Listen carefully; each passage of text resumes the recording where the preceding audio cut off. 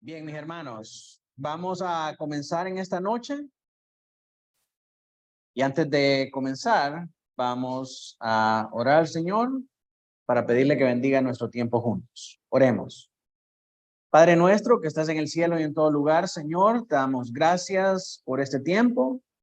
Gracias, Padre, por la oportunidad de poder estar acá reunidos, Señor, por poder dedicar este tiempo, Señor, al estudio de tu palabra, a perseverar en la doctrina, Señor, y ser edificado en el fundamento, Señor, de tus apóstoles. Te pedimos, Señor, en esta noche que puedas iluminarnos, Señor, que abras nuestros oídos para escuchar, abre, Señor, nuestra mente y nuestro corazón para poder recibir y entender todas estas cosas de manera, Señor, que poniéndolas por obra, hagamos prosperar nuestro camino, Señor, y que todo nos salga bien. Queremos, Señor, dedicarnos a ti, entregarnos a ti, vivir vidas, Señor, que te glorifiquen de acuerdo a tu plan, de acuerdo a tu propósito, de acuerdo a lo que dice tu palabra, Señor. Ayúdanos en este cometido para poder ser tu iglesia, Señor, y para poder glorificarte en todo lo que hacemos para adorar tu nombre. En Cristo Jesús. Amén y amén. Bien, mis hermanos, este capítulo es importante para nosotros porque dependiendo de lo que nosotros miremos o entendamos acerca de la iglesia, así va a ser la manera en la que nosotros nos comportemos y llevemos a cabo nuestras vidas. Si alguien percibe la iglesia como un club social en el que se reúne únicamente los domingos, esa va a ser toda su eh, iteración con ese organismo, con esa institución. Si alguien percibe la iglesia únicamente como como una institución de beneficencia, esa va a ser la interacción que esa persona tiene con la iglesia. Por lo tanto, la manera en cómo nosotros miremos la iglesia determinará la manera en cómo nosotros estamos vinculados y relacionados con ella. Por eso, los editores de la confesión determinaron que era sumamente importante definir para las generaciones por venir qué es la iglesia, cómo nosotros somos miembros de la iglesia, quién es la cabeza de la iglesia, quién es el representante de la iglesia, quién gobierna la iglesia, cómo venimos a ser parte de la iglesia.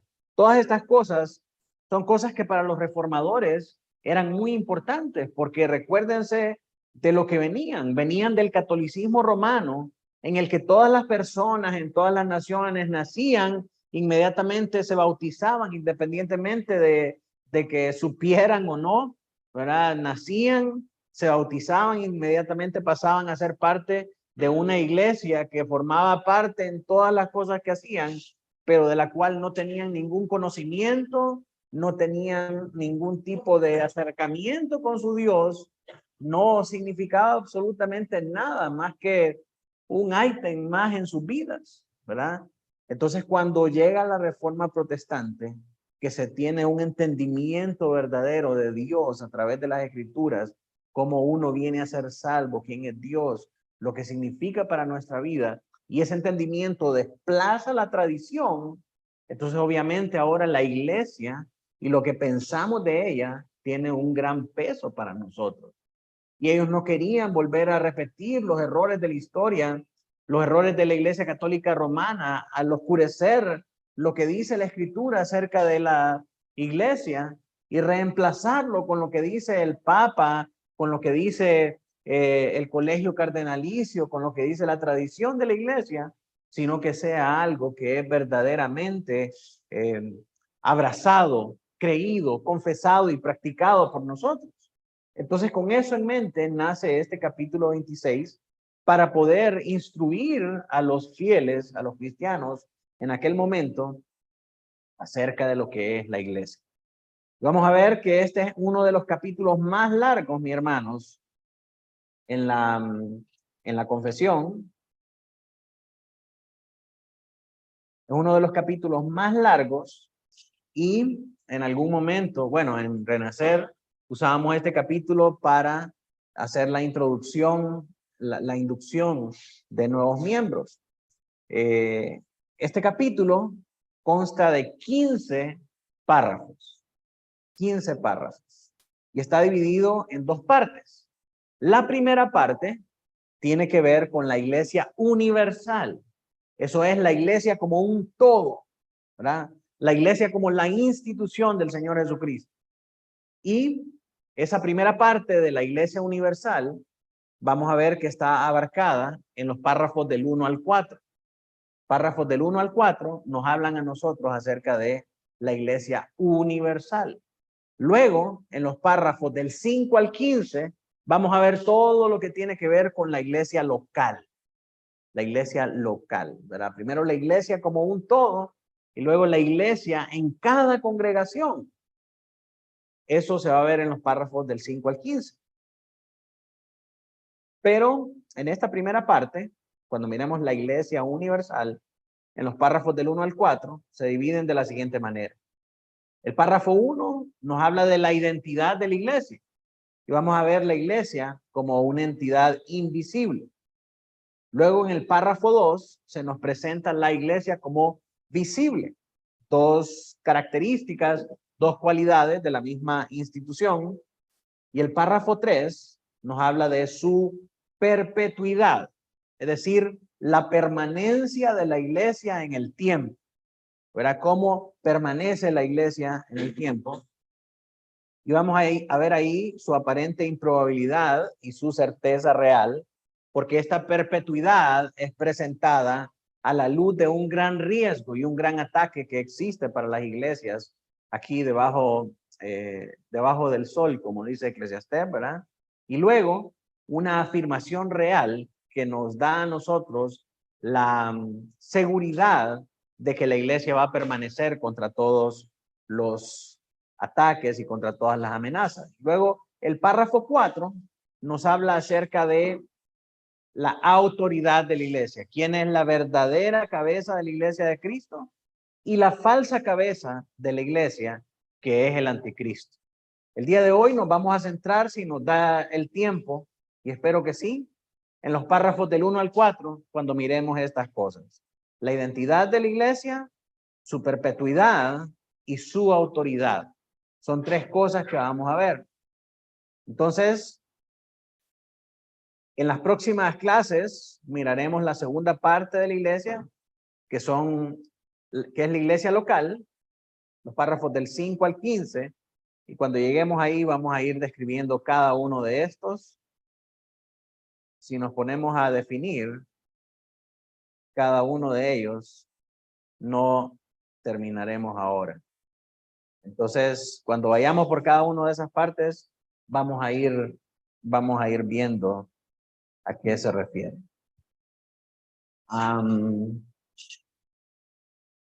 Miremos entonces el trasfondo histórico de este capítulo 26. Y aquí cuando hablamos de la iglesia y la eclesiología de los bautistas, mis hermanos, aquí es donde nosotros nos separamos de los presbiterianos. Este capítulo, ustedes han oído en todas las otras clases que hemos venido hablando, que mucho de lo que se escribe en la confesión sale de la confesión de Westminster y sale de la confesión de Saboya, ¿verdad? La confesión de Westminster fue la primera, una de las primeras confesiones reformadas que fue elaborada por nuestros hermanos presbiterianos, y la confesión de Saboya, que es la confesión de nuestros hermanos congregacionalistas. ¿Verdad? Mucho de lo que vimos anterior sale directamente de los presbiterianos y de los congregacionalistas, pero aquí es donde nosotros nos bajamos del bus y ya empezamos a edificar con lo que es propiamente bautista. Entonces aquí es donde tenemos que ponerle atención porque este es el meollo de todo el asunto. Esto es lo que nos diferencia a nosotros como bautistas de los presbiterianos y de los congregacionalistas. Porque este capítulo 26, nosotros vamos a ver que a diferencia de la Confesión de Westminster, la Confesión de Westminster solamente tiene 6 párrafos, mientras que nuestra confesión, hablando acerca de los asuntos que tienen que ver con la iglesia, tiene 15 párrafos. O sea que hay una distinción más clara de nuestro lado en cuanto a la iglesia. Y aunque muchas de las ideas que nosotros vamos a ver acá no son propias o no son exclusivas de los bautistas, sí hay un componente que es exclusivo en los bautistas. Y ya vamos a ver cuál es. Muchas de las ideas que se derivan de estas declaraciones parecidas provienen de una plataforma de política eclesiástica publicada en la Declaración de Fe de Saboya por los puritanos congregacionalistas en 1958. O sea, los bautistas lo que hicieron fue copiar las políticas congregacionalistas de nuestros hermanos que estaban publicadas no en su confesión, sino que en unas políticas eclesiásticas al margen de su declaración. Entonces ellos tomaron estas políticas y las adoptaron y las plasmaron en la confesión. Son propuestas acerca de cómo tiene que manejarse la iglesia, que provienen de grandes hombres con influencia y trasfondo congregacionalista, como por ejemplo Thomas Goodwin, John Owen, John Cotton y Jonathan Edwards. John Cotton, para que ustedes sepan, es el escritor del libro puritano Las llaves del reino. Y mucho de lo que nosotros hemos estudiado de las llaves del reino, el poder de la iglesia de reconocimiento y el poder de los pastores de autoridad, proviene del libro de John Cotton. Entonces lo que estamos hablando está en estricta concordancia con lo que nosotros ya sabemos, lo que nosotros ya practicamos y lo que nosotros hemos estudiado en algunas otras ocasiones. Pues estas políticas de eclesiología provienen de las ideas de estos hombres plasmadas en ese documento de política eclesiástica que fue publicado al margen de la Declaración de Saboya. No dentro de la confesión, sino que era un documento de políticas eclesiales de los pastores congregacionalistas que acabamos de mencionar. Sin embargo, la idea de colocarlas adentro de la confesión como parte de la fe que creemos y practicamos, sí es peculiar de los bautistas particulares, ¿verdad? Los bautistas fueron los primeros que implementaron estas políticas como parte de su fe, como parte de su confesión y de su práctica eclesial. Entonces, eso es lo que nos diferencia, mis hermanos, a nosotros de los hermanos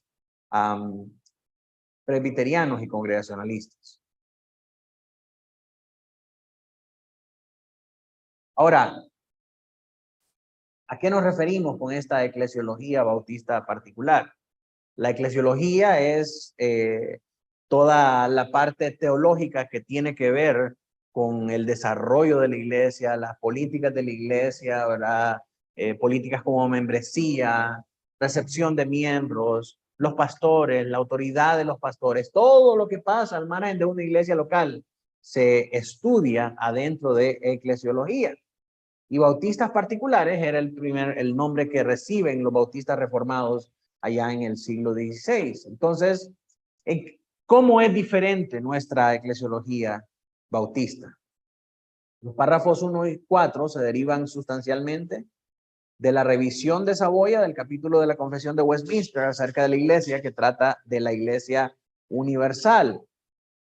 Luego los párrafos del 5 al 15 se derivan sustancialmente del otro documento, que es la plataforma de política eclesiástica local, publicada con la Declaración de Saboya. Pastor Jorge Rodríguez dice, la eclesiología de la Confesión de Londres es la joya de la corona de los bautistas particulares. También hay otra frase que dice, de nada sirve una sana doctrina si se tiene una mala eclesiología. Porque aunque uno puede promulgar la sana doctrina, si uno tiene una mala eclesiología, puede caer en dos extremos que son igualmente peligrosos. Por un lado, el primer extremo es tener pastores autoritarios. Y por el otro lado, tener congregaciones insurrectas. Entonces, las dos cosas son igual de nocivas y perniciosas para la salud de una iglesia.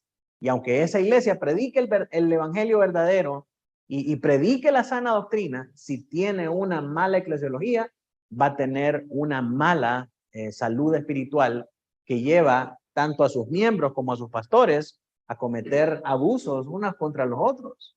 Entonces, una eclesiología saludable es tan importante como la sana doctrina y el evangelio verdadero adentro de una iglesia. Y por eso, nosotros vamos a estudiar el resto del capítulo bajo estas dos premisas.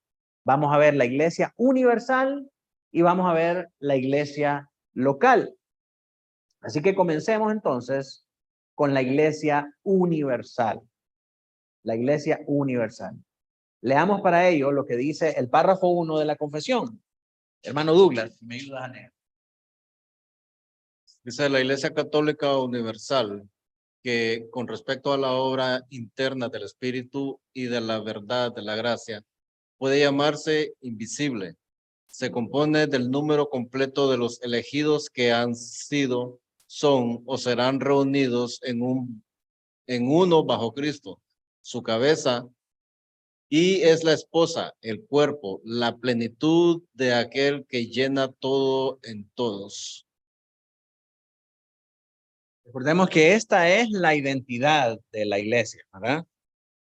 Entonces, en esta identidad de la iglesia, vemos tres palabras claves acá.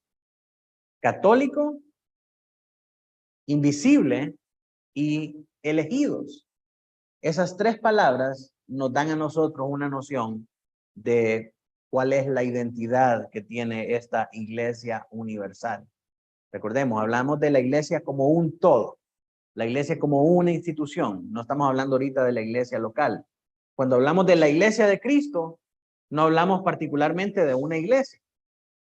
La iglesia del Señor no es estandarte solamente, sino que está Antorcha, está Cornerstone, está Gracia y Verdad, está Tabernáculo de Orlando, están Gracia Soberana, están todas las iglesias que forman parte de esa iglesia universal, ¿verdad? Entonces el primer componente, al decir católica, tenemos que saber que no nos referimos a la iglesia católica, la denominación católica, ¿verdad? Lo que conocemos como los católicos romanos. La palabra católico significa universal. Entonces, cuando hablamos de que la iglesia es católica, nos referimos a que la iglesia es universal, porque está en todo el mundo. No porque sea católica romana, está sujeta al Vaticano, o tenemos alguna afiliación con la iglesia católico romana. De ninguna manera, estamos totalmente separados en diferentes páginas, ¿verdad? Pero decimos que la iglesia es católica porque es universal, está en todo el mundo. Ahora, invisible, ¿a qué nos referimos con invisible?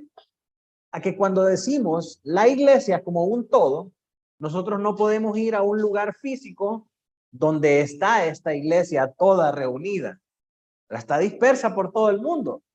Entonces es invisible en ese sentido de que nosotros no podemos verla junta, congregada como un todo en un solo lugar. Eso va a pasar al final de los tiempos cuando el Señor congregue a todas sus iglesias en uno. Entonces a eso nos referimos a que la iglesia es invisible.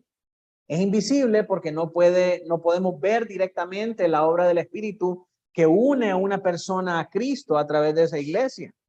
Es invisible porque no podemos juzgar perfectamente la verdad de la gracia de otra persona. Y es invisible porque la iglesia como un todo no es aún una realidad terrenal perfecta, lo que dijimos, ¿verdad? Hasta que Cristo venga, Él va a congregar a toda gente de toda lengua, tribu y nación que son parte de su iglesia en un solo conglomerado. Mientras tanto, eso es imposible. Y el tercer elemento es los elegidos. ¿Por qué? Porque la iglesia se compone del número completo de los elegidos que han sido, son y serán reunidos en uno bajo Cristo. Entonces, esta definición con estos tres términos nos da a nosotros un parámetro o nos da a nosotros un conocimiento amplio de cuál es la identidad de esta iglesia universal. Católica, porque está en todo el mundo, invisible, porque no podemos ver la obra del Espíritu Santo obrando a través de ella, y elegidos, porque está compuesta de todo el número de los elegidos alrededor del mundo que han sido, son y serán parte de esta iglesia. Entonces, esa es la identidad de la iglesia universal. Ahora, miremos algunos pasajes bíblicos que nos hablan acerca de esto. En primer lugar, un pasaje muy conocido por todos, Mateo 16:18, hermana 14. Y yo también te digo que tú eres Pedro, y sobre esta roca edificaré mi iglesia, y las puertas del Hades no prevalecerán contra ella. Este pasaje, obviamente, se refiere a la iglesia como un todo. El Señor no está hablando específicamente acerca de una iglesia en particular. No tiene en mente estandarte de verdad. No tiene en mente antorcha o a cualquier otra iglesia, sino que está hablando de la iglesia como un cuerpo, ¿verdad? Él va a edificar su iglesia, dice, y ni las puertas del Hades prevalecerán contra ella.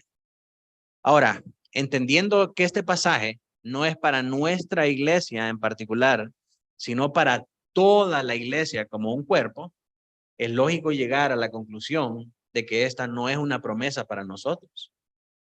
O sea, estandarte no va a ser la iglesia que va a resistir los ataques de Hades y que va a permanecer para siempre. O sea, es una promesa para la iglesia en general. Puede ser que estandarte esté dentro de ese número, como puede ser que no, ¿verdad? Pero independientemente de que una iglesia cierre o deje de ser por cualquier situación, el Señor siempre va a tener un remanente fiel. El Señor siempre va a edificar su iglesia, ¿verdad? Como una institución, como un cuerpo universal. Entonces tenemos que saber para quién es esta promesa. Para la iglesia como un todo, no es para ninguna iglesia en particular. Otro pasaje, 1 Corintios 12:28, Robert, si me ayuda ahí a leerlo. 1 Corintios 12:28, que a uno puso Dios en la iglesia, primeramente apóstoles, luego profetas, los terceros maestros, luego los que hacen milagros, después los que sanan, los que ayudan, los que administran, los que tienen el don de lenguas. Amén. De nuevo, no está hablando de ninguna iglesia en particular, sino que está hablando de la iglesia en general. Efesios 1:22. Hermana Laura. Y sometió todas las cosas bajo sus pies y lo dio por cabeza sobre todas las cosas a la iglesia. Amén. Está hablando de que Cristo es la cabeza de la iglesia y Él fue puesto como cabeza para la iglesia en general, no para una iglesia en específico. Colosenses 1:18. Alejandro.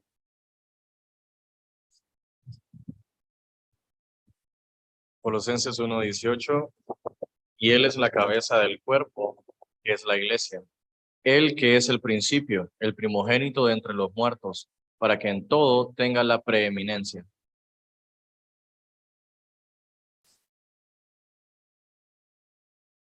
Él es la cabeza del cuerpo y el cuerpo es la iglesia, ¿verdad? De nuevo, la iglesia como una institución. Entonces, Todos estos pasajes nos están hablando a nosotros acerca de la iglesia universal. De la misma manera que cada uno de estos pasajes no puede aplicarse directamente cuando habla, por ejemplo, Pablo en su salutación a la iglesia de Filipos. ¿Verdad? Esa salutación es directamente a la iglesia de Filipos. No se aplica a la iglesia universal. O sea, tiene una aplicación directa o una referencia directa a la iglesia de los filipenses. Dice a los santos que están con los ancianos y los diáconos en la iglesia de Filipos. ¿Verdad? Es una iglesia en particular. Entonces podemos ver en la escritura estas dos divisiones. Cuando se habla de la iglesia universal, que es invisible, y cuando se habla acerca de una congregación local, como la iglesia de Filipos, la iglesia de Éfeso, la iglesia de Tesalónica, la iglesia de los Gálatas, la iglesia de Corintios y todas esas iglesias que vemos en las cartas paulinas no son, son la iglesia local, ¿verdad? No son juntas, hacen parte de la iglesia universal. Pero tenemos que distinguir los versículos que nos hablan a nosotros acerca de la iglesia universal y los versículos que nos hablan de una iglesia local en particular. ¿Ven? Hebreos 12:23 dice a la congregación de los primogénitos que están inscritos en los cielos, a Dios, el juez de todos, y a los espíritus de los justos hechos perfectos. ¿Qué congregación es esta? Toda la iglesia universal. Apocalipsis 21, del 9 al 14. Vino entonces a mí uno de los 7 ángeles que tenía 7 copas llenas de 7 plagas postreras y habló conmigo diciendo, ven acá, te mostraré a la desposada, la esposa del Cordero. Y me llevó en el espíritu a un monte grande y alto y me mostró la gran ciudad santa de Jerusalén que descendía del cielo de Dios. Y teniendo la gloria de Dios y su fulgor era semejante al de una piedra preciosísima como piedra de jaspe, diáfana como el cristal. Tenía un muro grande y alto con 12 puertas y en las puertas 12 ángeles y nombres inscritos que son las 12 tribus de los hijos de Israel. Al oriente 3 puertas, al norte 3 puertas, al sur 3 puertas, al occidente 3 puertas y el muro de la ciudad tenía 12 cimientos y sobre ellos los 12 nombres de los 12 apóstoles del Cordero. Ahora, ¿qué entidad es esta? Que es la desposada, la esposa del Cordero, que está edificada sobre los 12 apóstoles del Cordero. La iglesia universal, la iglesia universal. Y aquí es donde, bueno, si quieren leer más al respecto, ¿verdad? Les puedo mandar un artículo porque este tipo de pasajes nos van dando a nosotros una pauta de cómo dentro de del conocimiento de los hermanos dispensacionalistas, esto no puede ser Israel. ¿Por qué? Porque ellos desprecian el fundamento de los 12 apóstoles del Cordero, ¿verdad? La que está cimentada sobre la enseñanza de los 12 apóstoles del Cordero es la iglesia universal. Entonces, miremos seguidamente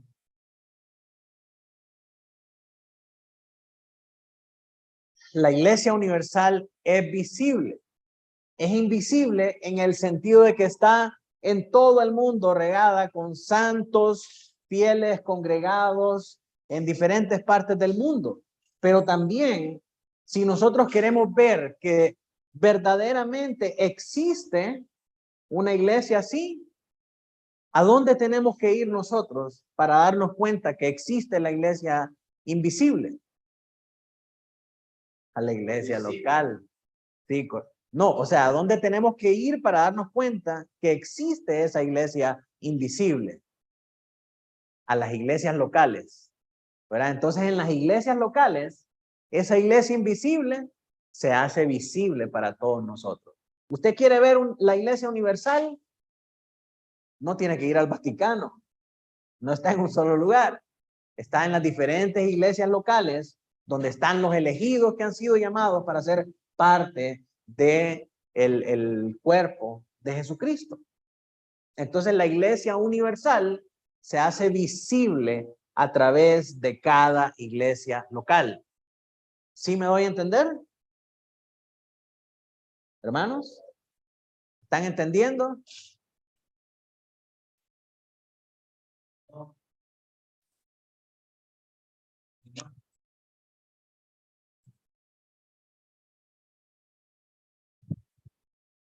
No deja los templos, entonces, conociendo que puede que haya momentos más adelante en que no se nos sea prohibido congregarnos en un lugar en específico, ¿no?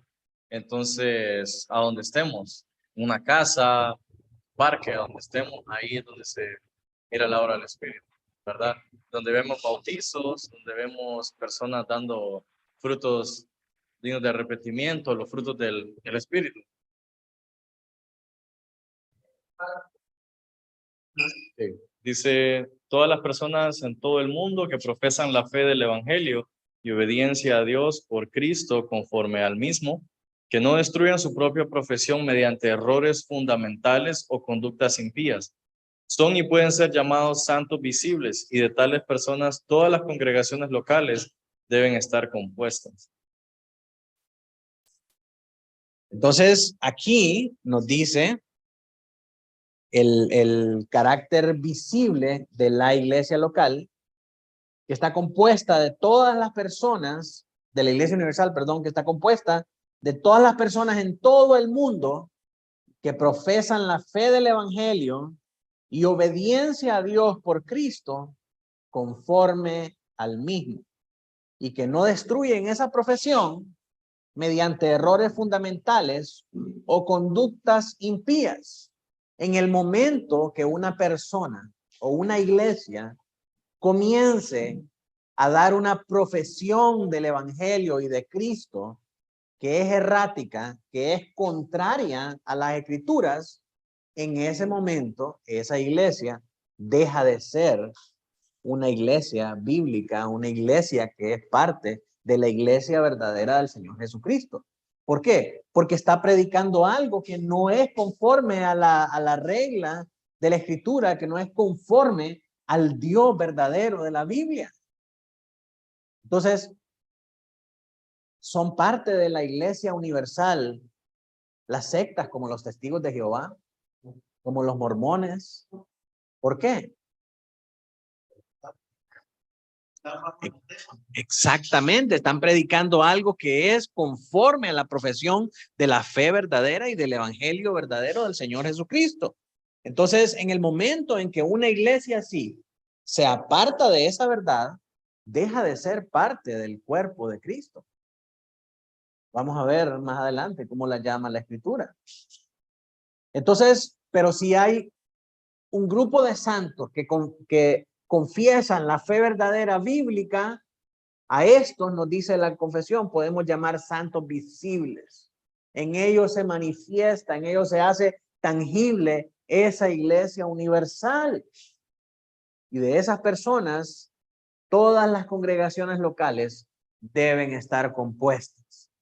Entonces eso nos habla a nosotros, mis hermanos, que como iglesia verdadera, como iglesia bíblica que profesa el evangelio verdadero, nosotros tenemos que preocuparnos siempre porque las personas que forman parte de nuestra iglesia sean cristianos verdaderos, ¿verdad? Porque en el momento en que nosotros permitimos que sean parte de la iglesia cristianos que no son verdaderos, nosotros estamos en riesgo de convertirnos en una iglesia que se aparta de la fe, de convertirnos en una iglesia que niega el evangelio verdadero, al tener entre sus filas personas que no profesan la fe. Entonces, mis hermanos, esto es muy importante. Es un tema que nos atañe a todos como miembros de la iglesia. La iglesia universal es siempre visible, aun si no es perfecta o completamente visible.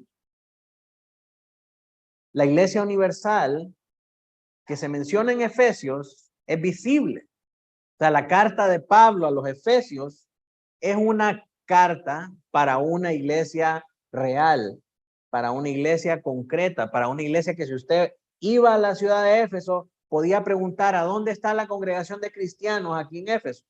Y le iban a decir allá a la vuelta de la esquina, ahí se congrega. Entonces, la iglesia es visible a través de esa iglesia, de esa iglesia local.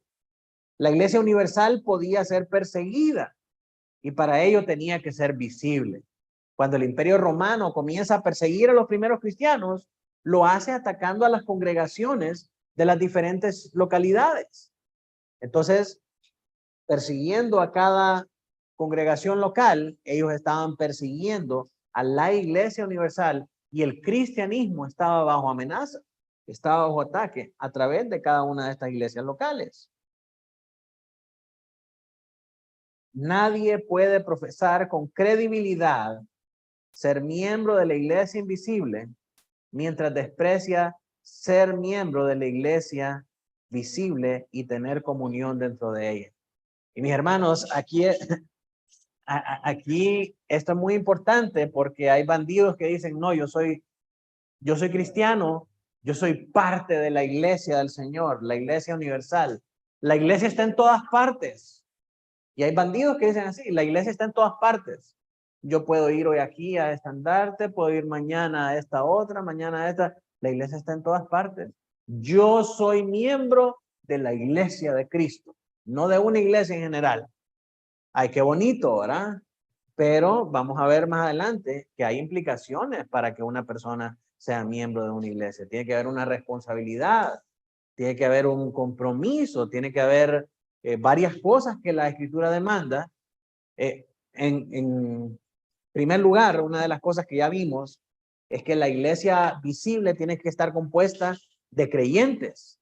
¿Quién certifica que esa persona es un creyente verdadero, verdad? Exactamente, pero si no es parte de ninguna iglesia, entonces ¿cómo va a dar testimonio de su fe? Quería decir algo. Sí, la gente que no se congrega, la gente que dice yo soy parte de la iglesia de Cristo, pero menosprecia congregarse, significa que no valora una iglesia visible, tangible, que se reúne. Igual la persona que va de iglesia en iglesia. Me pica hablar de todo. Y muchas veces, mis hermanos, lo hacen bajo una careta de humanismo, bajo una careta de ayuda humanitaria, ¿verdad? En diferentes organizaciones sin fines de lucro que se dedican a hacer misiones, a hacer buenas obras y todo lo demás. Y entonces ustedes les preguntan, ¿y ustedes a qué iglesia van? ¿Qué iglesia se congreguen? No, es que nosotros somos los doctores bautistas de tal y tal cosa. Ajá, ¿y quién es su pastor? ¿Quién es su iglesia? No, nosotros no tenemos iglesia. Damos por todas las iglesias porque servimos a la iglesia universal. Los bandidos son de estos que niegan la necesidad de una iglesia local. Exactamente, hacemos más que la iglesia, ¿verdad? Y ahí es donde se vuelve importantísimo, hermanos, entender qué es la iglesia. Porque si la iglesia fuera un centro de misiones, entonces está bien. La iglesia no está haciendo lo que tiene que hacer. Y esas asociaciones misioneras, esas agencias misioneras, están haciendo más de lo que hace la iglesia. Si la iglesia fuera una institución de beneficencia, está bien. Las instituciones como CARE, Feed the Children, Save the Children y todo lo demás hacen más que la iglesia. Pero ese no es el fin de la iglesia, ¿verdad? Entonces, de nuevo, vuelvo al enunciado con el que comenzamos. El concepto que uno tenga de la iglesia va a determinar su interacción con ella. Entonces, por eso es necesario que tengamos un entendimiento bíblico de lo que es iglesia para que sepamos cómo conducirnos, como le dice Pablo a Timoteo, en la casa de Dios, columna y baluarte de la verdad. Entonces, por eso este capítulo es tan importante para nosotros, hermanos, y es tan importante que nosotros entendamos estos conceptos de la iglesia universal y de la iglesia local, ¿verdad? La iglesia universal se hace visible, se hace tangible a través de las iglesias locales. Nadie puede decir que ama y que es parte de la iglesia universal si desprecia congregarse en una iglesia local. si desprecia congregarse en una iglesia visible, en una congregación visible? No es congruente con la fe. La identidad de la iglesia. La identidad de la iglesia visible se describe como solo aquellos que profesan creer el evangelio y obedecen a Cristo y que no contradicen esta profesión sosteniendo errores fundamentales o practicando la impiedad. Alguien que se dice ser cristiano pero anda viviendo en desórdenes, que anda viviendo desordenadamente, no puede ser cristiano. No puede ser cristiano. Y por mucho que diga, por mucho que testifique, que entienda, que hable con jerga reformada, que haga todo lo que haga, si en su vida no hay frutos de arrepentimiento y de vida cristiana, esta persona realmente no está respaldando su profesión de fe y está sosteniendo errores fundamentales y practicando la impiedad. No puede ser parte de la iglesia.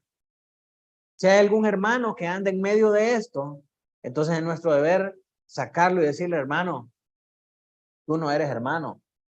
No podemos permitirte en la iglesia del Señor. Porque la iglesia del Señor está compuesta de todos los santos visibles. Ahora, si tú quieres cambiar, si tú quieres perseverar en la fe, si tú quieres caminar en este camino cristiano bajo esta verdad que todos nosotros confesamos, entonces nosotros podemos ayudarte, podemos acogerte y podemos caminar contigo. Pero si no está de acuerdo, entonces ¿para qué está en esa iglesia, verdad? La relación de la iglesia visible y universal con las iglesias locales es que solo los santos visibles deben ser miembros de las iglesias locales. Todos los cristianos que de verdad lo son pueden ser parte de una iglesia local. Por eso, mis hermanos, es que cada congregación debe ser tan vigilante y tan celosa de quién admite en su membresía. Y nos pueden tildar de elitistas, ¿verdad? De sectarios. Pero la verdad de las cosas es que nosotros no le prohibimos la entrada, el acceso y la participación con nosotros a nadie. Cualquier persona que quiera visitar nuestra iglesia puede venir y puede adorar al Señor con nosotros. Ahora, ser parte de esta congregación, incidir en las decisiones, implica que todos seamos cristianos. ¿Por qué? Porque si todos somos cristianos, somos llamados a tolerarnos, somos llamados a amarnos, somos llamados a buscar la unidad, la paz, el amor, y a no estarnos peleando por el cordón de las cortinas, por qué vamos a dar de comer, por qué si hay pan y por qué no hay tortillas. Y muchos de los pleitos que surgen en las iglesias actualmente, que terminan dividiéndose por cosas tan infantiles y tan innecesarias. ¿Por qué? Porque en su membresía no hay verdaderos cristianos. O está mezclado entre cristianos y casi cristianos y no cristianos disfrazados de cristianos. Entonces, por eso, hermanos, nosotros tenemos que ser bien vigilantes acerca de este aspecto. Si bien la Iglesia Universal no es perfecta o completamente visible, es prácticamente visible. Es decir, en su práctica, en su desarrollo, es visible. Todo el mundo la puede ver y puede saber lo que hace y puede decir, esta iglesia es una iglesia bíblica. Es una iglesia que pertenece al cuerpo del Señor por lo que hace, por lo que predica. No existe un verdadero cristiano que no confiese el nombre de Cristo y que le obedezca externamente. Pueden haber un montón de cristianos que andan en desobediencia, pero esos no son verdaderos cristianos. El verdadero cristiano va a obedecer al Señor y va a confesar su nombre en todas las circunstancias en las que esté.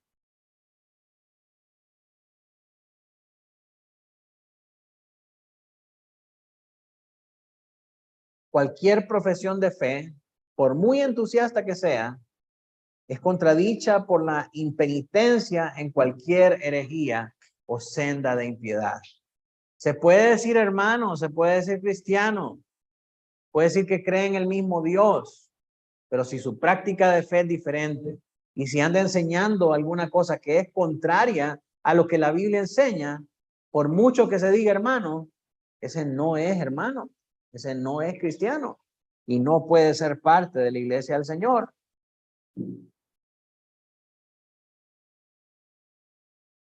Algunos textos bíblicos que respaldan estas afirmaciones.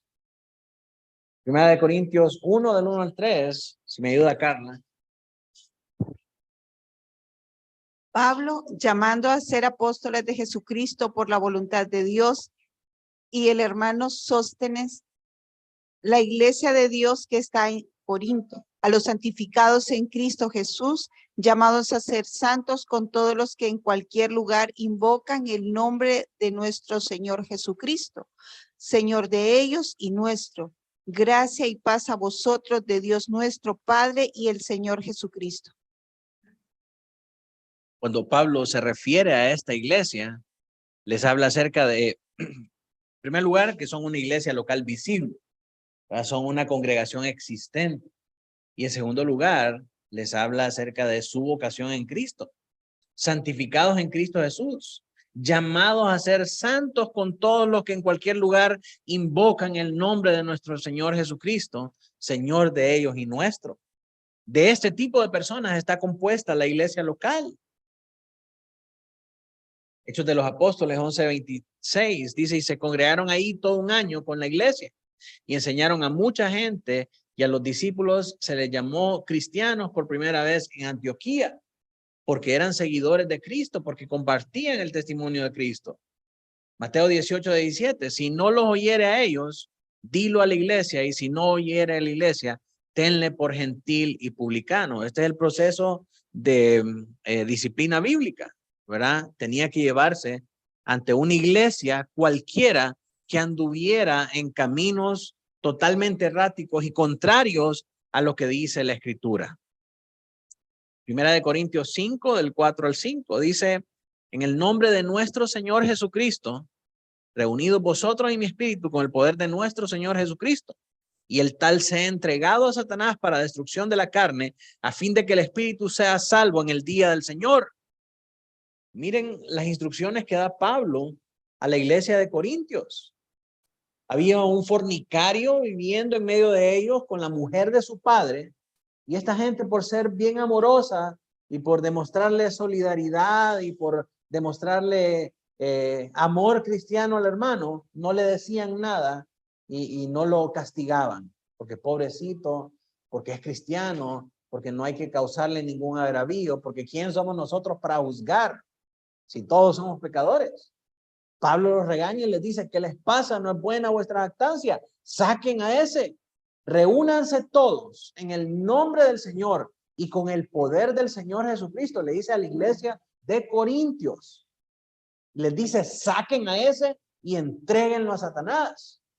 ¿Por qué? Porque puede ser buen muchacho. Puede ser que es un gran músico, puede ser que es un gran predicador, un gran pastor, pero si no anda viviendo de acuerdo a la regla del Señor Jesucristo, tiene que ser echado fuera.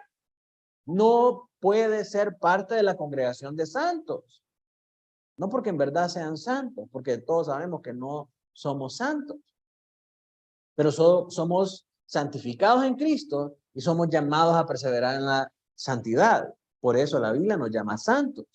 Si alguien está fuera de ese esquema y de esa mentalidad, entonces no tiene parte en la iglesia del Señor, tiene que ser sacado. Porque las iglesias verdaderas, las iglesias visibles, están compuestas de cristianos verdaderos. Ahora miremos la perpetuidad de la iglesia, la promesa de que la iglesia permanecería en el tiempo. Miremos lo que dice la confesión, párrafo 3. Si me ayuda, Robert.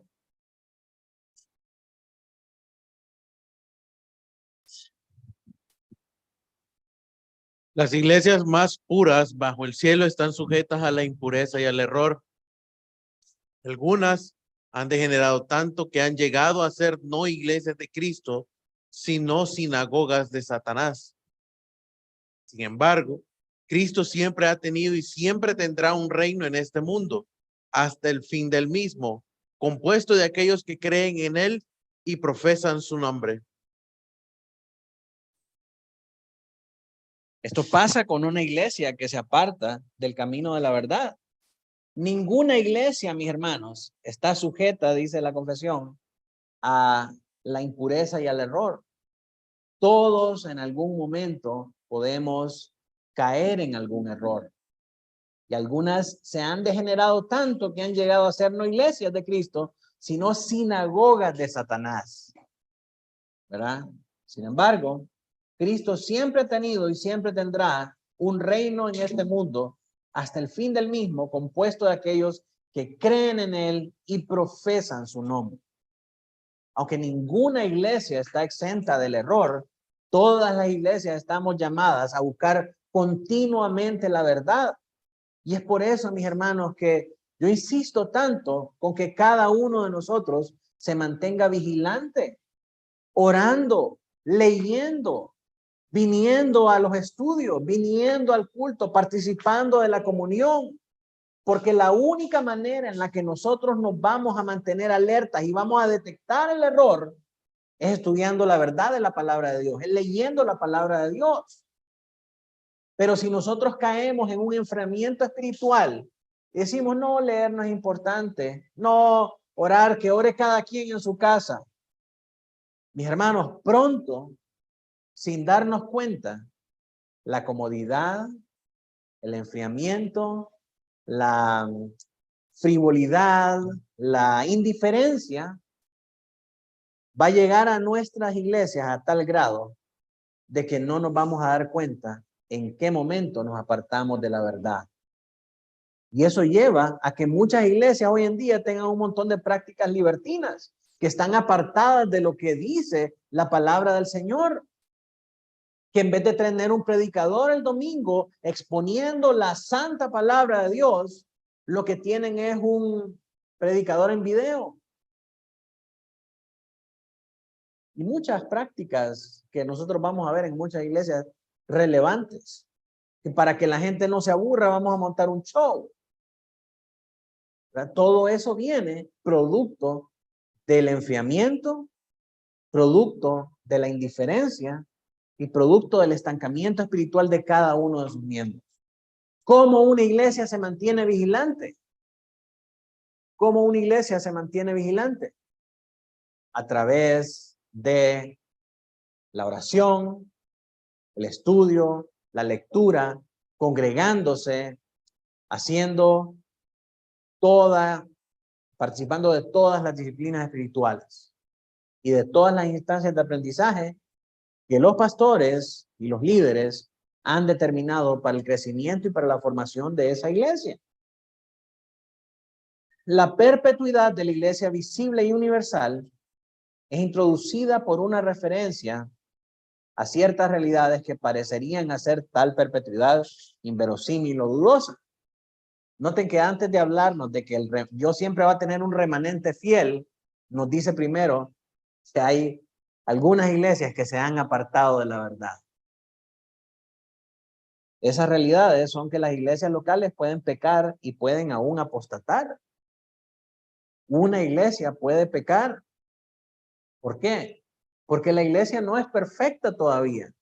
Está compuesta de santos pecadores y puede llegar a caer en un error tan grande que la lleve a apostatar de la fe. ¿Qué es apostatar? Darle la espalda al Señor Jesucristo. Convertirse en una secta. Convertirse en una iglesia que trata de esclavizar a sus miembros, esclavizar sus conciencias, manipularlos con engaños y con distracciones y con otro tipo de artimañas.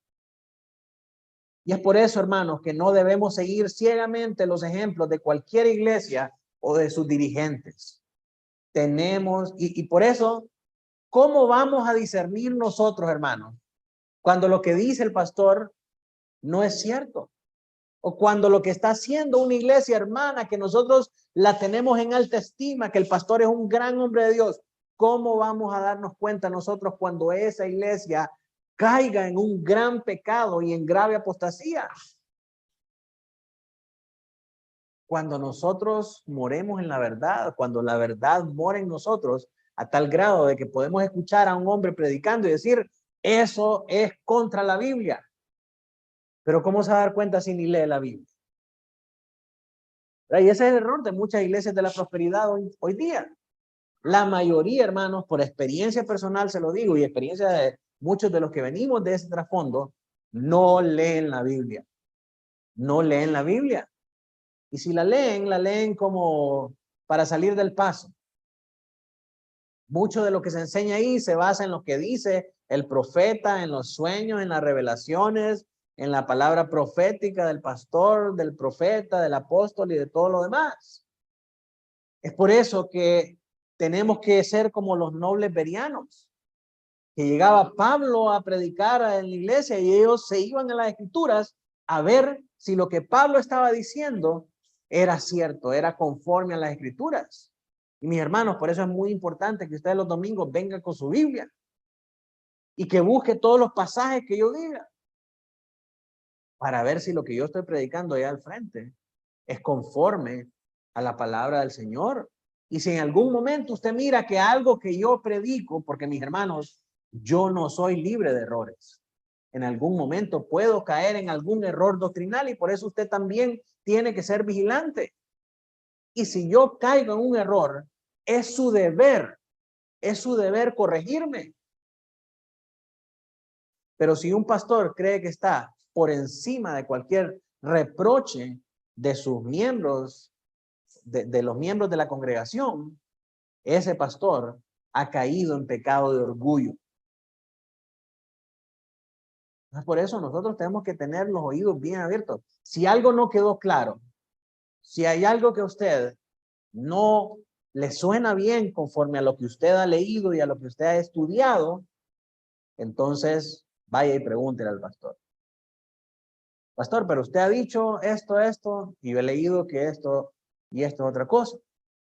Claro, no con el propósito o no con tener malas sospechas del pastor y no con el propósito de estar causando controversia y de llevarle la contraria al pastor, ¿verdad? Porque hay muchos hermanos que solamente están viendo a ver a dónde se equivoca para ir y hablar, y a veces un error involuntario, que en vez de el arca de Noé dijo el arca de Moisés. Pastor, usted está predicando herejía. No, hermano, a veces cuando uno está ahí, ¿verdad? Se le cruzan los cables y quiere decir una cosa y dice otra, ¿verdad? Pero si lo dice, que sea con el afán de corregir, ¿verdad? Y quizás, pastor, tal vez deberíamos editar eso del video, ¿verdad? Para que no se vaya con ese oso, ¿verdad? Pero lo que le quiero decir es que no con el fin de crear controversia, porque al final somos hermanos y usted me tiene que cuidar a mí tanto como yo lo cuido a usted. Y si usted mira que yo hago algo mal, usted tiene que venir y con amor reprenderme también. Ahora, si yo viniera y dijera, usted me va a corregir a mí, que tengo tantos años de ser pastor, que ni siquiera los hermanos de las iglesias hermanas me corrigen y usted me está corrigiendo a mí, entonces yo soy un hombre vanaglorioso, orgulloso, y que no soy digno de ser pastor. Porque mis hermanos, ningún hombre está por encima del reproche. Todos somos pecadores, todos fallamos y tenemos que estar dispuestos a cambiar. Ahora sí le digo que podamos hacerlo con mansedumbre, que podamos hacerlo con amor, que podamos hacerlo con el propósito de corrección, con el propósito de edificación, no con el propósito de controversia, ni con el propósito de contienda, porque eso es pecaminoso dentro de una iglesia. Así que debemos estar cuidadosamente alerta contra cualquier pecado o apostasía colectiva. Que nosotros vengamos y digamos, hermanos, ¿saben qué? Como no nos podemos reunir, vamos a celebrar la cena del Señor por vía virtual. Pastor, no podemos hacer eso porque la cena del Señor es una celebración congregacional. ¿verdad? Entonces en ese momento usted está llamado a desobedecer la instrucción de un pastor porque no se conforma a la escritura. El pastor tiene autoridad sobre usted, sobre su vida, sobre la iglesia, en lo que dice la escritura. Ya si el pastor se va a meter en que no se ande poniendo vestidos verdes, no se ande haciendo esto o haciendo el otro, no, el pastor no es un fiscal para estar auditando su vida en cualquier cosa. El pastor le instruye en las cosas que usted tiene que hacer, pero el pastor no puede venir y tomar las decisiones por usted. Pero si lo que le dice está fuera de la palabra del Señor, entonces ahí usted está llamado a hacer caso omiso de esa instrucción. Si amas a tu iglesia, ora por tu iglesia. Está alerta contra el pecado y exhorta a los que están en pecado. A pesar de que tales realidades pueden ocurrir en iglesias locales concretas, la iglesia universal siempre va a continuar visiblemente. Y aquí es donde se hace tangible esa promesa que el Señor hace a Pedro. Sobre esta roca edificaré mi iglesia y las puertas del Hades no prevalecerán contra ella. La iglesia del Señor es una iglesia indestructible. Podemos apropiarnos de esta promesa en nuestras oraciones para nuestra propia iglesia local. Y aunque no tenemos una promesa absoluta de que nuestra propia iglesia local va a continuar, sí sabemos que la iglesia universal de Cristo siempre continuará visiblemente mientras hayan congregaciones de santos reunidos en una congregación, en una asamblea local. La manera como Él ha ordenado que eso ocurra es en iglesias locales como la nuestra. Así podemos orar para que Él edifique su iglesia y venza las fuerzas de Satanás a través de nosotros. Hermanos, el tiempo se nos ha acabado para hablar acerca de la autoridad de la iglesia.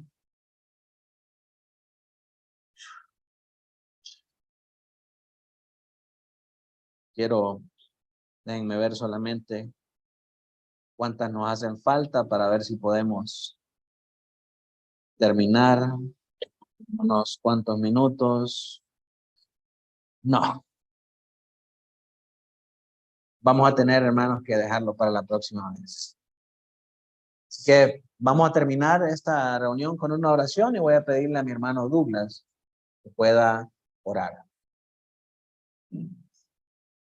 Tenemos nuestro rostro, hermanos, vamos a orar. Amado Padre, bendito Rey, Dios Todopoderoso, exaltado, engrandecido eres tú, Señor, por tu creación, entre los cielos, en la tierra, como debajo de la tierra, mi Dios.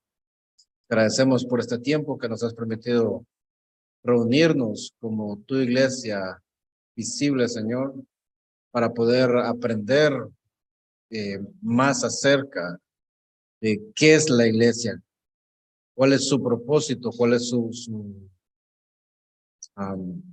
composición. Señor, ayúdanos a mantenernos firmes, a ser leales a ti, a ser fieles a tu iglesia, Señor, a no llevar o no llevar un mal testimonio, Señor, de tu iglesia, Padre, de tu cuerpo. Ayuda a mis hermanos, Señor, a poder siempre participar, mi Dios, de las actividades que nos ayudan a crecer espiritualmente en conocimiento de ti, Señor, de cómo amarnos los unos por los otros, cómo orar los unos por los otros. Gracias, mi Dios, y todo esto te lo pedimos en el nombre de tu Hijo amado, Cristo Jesús. Amén.